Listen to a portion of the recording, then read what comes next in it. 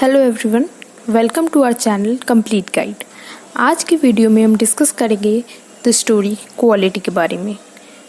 ये स्टोरी जो है ये काफ़ी इमोशनल स्टोरी है और इसका मैसेज बहुत ही अच्छा है कि अगर आपके काम में क्वालिटी नहीं है तो सब बेकार है। स्टोरी स्टार्ट करने के पहले अगर आप हमारे चैनल में नए हैं तो चैनल को सब्सक्राइब ज़रूर करें ताकि आपको अच्छी वीडियोस मिलती रहे। यहाँ पर एक जेस्लर ब्रदर्स नाम के दो भाई हैं, जो मिस्टर जेस्लर उनका जो टाइटल है सरनेम है, और उनका एक शॉप है जिसका टाइटल है बोर्ड में लिखा हुआ जेस्लर ब्रदर्स। इनकी एक जूते की दुकान होती है जिसमें वो अपने शूज़ बनाते हैं दोनों भाई मिलकर, और उनके शूज़ की क्वालिटी जो होती है बहुत अच्छी होती है। तो यहाँ नैरेटर जो है वो अपनी कहानी बता रहे हैं कि मैं उन लोगों को जानता था जब मैं बहुत छोटा था और ये लोग मेरे फादर के शूज़ बनाया करते थे।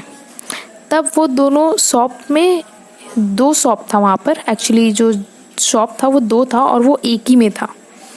तो ओनर का जो नाम था वो था जेस्लर ब्रदर्स। तो ये लोग के काम जो थी, इनकी जो क्वालिटी थी काम की वो बहुत ही अच्छी होती थी। काफ़ी दिन तक उनके जूते जो थे टिकते थे। और जेस्लर ब्रदर्स जो थे उनमें कोई एटीट्यूड नहीं था, कुछ घमंड नहीं था कि हमारे जूते जो हैं बाकी जूतों से काफ़ी अच्छे हैं, ये वो शो ऑफ नहीं करते थे। और ये लोग रॉयल फैमिलीज़ के भी जूते बनाते थे। उनके शॉप में एक विंडो था, डिस्प्ले विंडो जो होता है, वहाँ पर वो शूज़ को शोकेस करते थे। पर वो कोई भी एक्स्ट्रा शूज़ डिज़ाइन नहीं करते थे। वो जो शूज़ ऑर्डर में लेते थे उनको ही वो डिस्प्ले में रखते थे। और उनके बूट्स जो थे वो इतने परफेक्ट बनते थे कि बिलीव ही नहीं होता था कि इन ब्रदर्स ने मिल के बनाया है। उसकी क्वालिटी, उसकी साइज़ सब इतना परफेक्ट रहता था। वो अपने काम को इतना मन से करते थे कि वो अपना पूरा जान लगा देते थे एक जूते में। फिर नैरेटर बोलते हैं कि मैं इनका रेगुलर कस्टमर तो नहीं था, लेकिन मैं अपने पापा के जैसे, फिर भी मैं एक दिन ऐसे ही उस शॉप में चला गया। फिर मैंने अपने शूज़ का साइज़ देने लगा तो वो मेरे पैर के नाप लेने लगे एक पेपर पे रखकर। तब मैंने उनसे क्वेश्चन किया कि आपको ये करते वक्त मुश्किल नहीं लगता? तो उन दोनों जेस्लर ब्रदर्स में से एक ने इसका जवाब देते हुए कहा कि इट इज़ एन आर्ट, ये एक कला है। फिर जेस्लर ब्रदर्स जो थे उनकी वो हाइट में छोटे थे, उनका फेस जो था वो येलो कलर का था और उनकी हेयर जो थी वो रेडिश टोन की थी, और उनके आईज जो थे वो ग्रे एंड ब्लू थे, और उनका बियर्ड था। दोनों ब्रदर्स एक जैसे दिखते थे और बड़े भाई का हेल्थ जो था वो छोटे भाई से कम था। छोटा भाई जो था वो ज़्यादा स्किल्ड था इसमें। नैरेटर कहता है कि वो बार बार उनकी शॉप में नहीं जा सकता था क्योंकि उनकी क्वालिटी जो थी इतनी परफेक्ट होती थी कि वो शूज़ बहुत दिन तक टिकता था। एक बार वो उन जेस्लर ब्रदर्स के शॉप में जाता है कंप्लेन लेकर। तो जेस्लर ब्रदर्स जो थे वो उनको डिफेंड नहीं करते। वो कहते हैं कि तुम जूते लेकर आओ, हम उस जूते को एग्जामिन करेंगे और अगर उसमें कुछ गड़बड़ हुआ तो हम जूते वापस ले लेंगे और पूरे पैसे रिटर्न कर देंगे। ये जो उनका बात था ये नैरेटर को बहुत अच्छा लगा। ऐसे अगर हम देखें तो हम दूसरे शॉप में जाते हैं तो यूजुअली हमें रिफंड या रिटर्न करने का ऑप्शन नहीं मिलता, लेकिन जेस्लर ब्रदर्स ऐसे बिल्कुल भी नहीं थे। वो अपने कस्टमर्स को भी बहुत केयर करते थे और अपने वर्क पे उनका ध्यान ज़्यादा था। अपनी क्वालिटी और अपने कंप्लेंट्स को वो सुधारने की कोशिश बहुत ज़्यादा करते थे। फिर नैरेटर जब जाता है तो इस बार वो दूसरे ब्रांड के जूते पहन के जाता है। तब जब जैसे जेस्लर ब्रदर्स की नज़र उस जूते पे जाती है तो वो कहते हैं, उस जूते को छूते हैं और ऐसे दबाते हैं और कहते हैं कि क्या ये दर्द हो रहा है? तो नैरेटर कहता है कि हाँ। तो वो कहते हैं कि ये अपनी क्वालिटी का ध्यान नहीं देते, ये एडवर्टीज़मेंट करके बहुत और बैनर्स पे खर्चा करते हैं, सेलिब्रिटीज़ को बुलाते हैं, लेकिन क्वालिटी को भूल जाते हैं। नैरेटर उनकी बातों से सहमत था, वो एग्री करता है।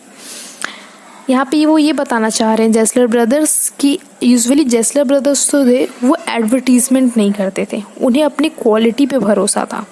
वो अपना काम पे ही ध्यान देते थे, उनको भरोसा था अपनी क्वालिटी पे। और बाकी अगर हम देखें ऐसे ब्रांड्स वगैरह, तो अगर हम देखते हैं तो काफ़ी बैनर्स, पोस्टर्स, टीवी में एडवर्टीज़मेंट, हर जगह एडवर्टीज़मेंट रहते हैं, लेकिन उनकी जो क्वालिटी होती है, जेस्लर ब्रदर्स का कहना है कि वो उस क्वालिटी पे ध्यान नहीं देते। फिर वो और जूतों का ऑर्डर देके चला जाता है। नैरेटर जो है वो और भी ज़्यादा जूतों का ऑर्डर देके वहाँ से चला जाता है। जब वो रिसीव करता है जूते, तो वो ये नोटिस करता है नैरेटर की क्वालिटी जो है वो हर साल अच्छी होती जा रही है। हर बार जब वो जूते ऑर्डर करके जाता है, तो फिर जब आता है तो वो देखता है कि इस बार क्वालिटी पहले वाले से भी ज़्यादा बेटर है। फिर 1 साल बाद जब नैरेटर उस शॉप में आता है, तो देखता है कि वहाँ सिर्फ छोटा भाई रहता है, बड़ा भाई नहीं है। तो वो पूछता है, तो छोटा भाई बताता है कि बड़े भाई की डेथ हो गई है। फिर वो थोड़ा सैड हो जाता है और इस बार वो और भी ज़्यादा बड़ा ऑर्डर देकर जाता है। अब जो कि छोटा भाई अकेले है, तो उसे उस ऑर्डर को बनाने के लिए टाइम भी ज़्यादा लगता है, लेकिन फिर भी वो उसे बनाकर दे देता है। और इस बार भी जो क्वालिटी जो है जूतों का, वो और भी अच्छा हो जाता है। हर बार की तरह जो क्वालिटी है वो बेस्ट होती जाती है। फिर नैरेटर जो है 3 साल के बाद फिर से उनके शॉप में विज़िट करता है। इस बार जो छोटा भाई है वो 70 इयर्स हो चुका होता है, उससे ज़्यादा ही। और बहुत सारे कस्टमर्स उनको छोड़ देते हैं, जा चुके होते हैं, क्योंकि वो जो छोटा भाई है उसको जूते बनाने में बहुत टाइम लगता था। इस वजह से बहुत सारे कस्टमर्स जो थे उनको छोड़ चुके थे।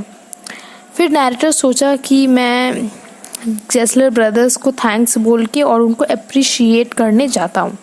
वो इसे प्लान किया कि 1 हफ्ते बाद ही उसने सोचा कि मैं जाकर उनसे मिलता हूँ और उनकी जूतों की, जो उन्होंने आज तक जूते बनाई हैं, वो बहुत तारीफ़ अच्छी है, तो उनका तारीफ़ करने के लिए उनके शॉप में जाता है। जैसे ही वो जाता है तो देखता है कि शॉप में जेस्लर ब्रदर्स का जो बोर्ड है वो हट गया है। ऊपर जो दुकान के सामने बोर्ड रहता है वो बोर्ड नहीं है। तो वो अंदर जाता है, गेट को अंदर घुसता है तो देखता है कि वहाँ पे कोई दूसरा आदमी है। उसको देखकर वो थोड़ा शॉक हो जाता है। फिर वो उससे पूछता है कि मिस्टर जेस्लर कहाँ है। तो उस नैरेटर को पता चलता है कि मिस्टर जेस्लर की डेथ हो चुकी है, मतलब यानी कि जो छोटा भाई भी था उसकी भी डेथ हो गई है।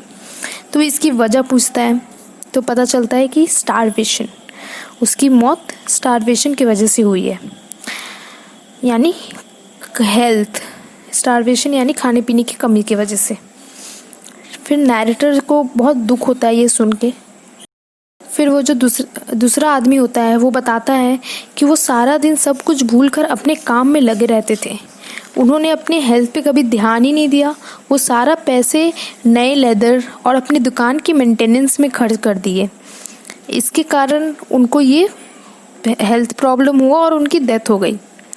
तो इससे पता चलता है कि दोनों भाइयों ने कभी भी अपने स्वार्थ को देखे बिना सिर्फ अपने शूज़ की क्वालिटी पे ही ध्यान दिया। हम लोग रहे या ना रहे, लेकिन हमारी क्वालिटी हमेशा ज़िंदा रहे। दोनों जेस्लर ब्रदर्स बहुत ही अच्छे थे। सो ये स्टोरी का मेन मैसेज है कि यूजुअली हमारे इन्वायरमेंट में चेंजेस होती रहती हैं और हमें चेंजेस को एक्सेप्ट करना चाहिए और उसके हिसाब से ही आगे बढ़ना चाहिए, वरना हम पीछे रह जाएंगे। अगर आपके काम में क्वालिटी नहीं है तो सब बेकार है। सबसे इम्पॉर्टेंट होता है क्वालिटी।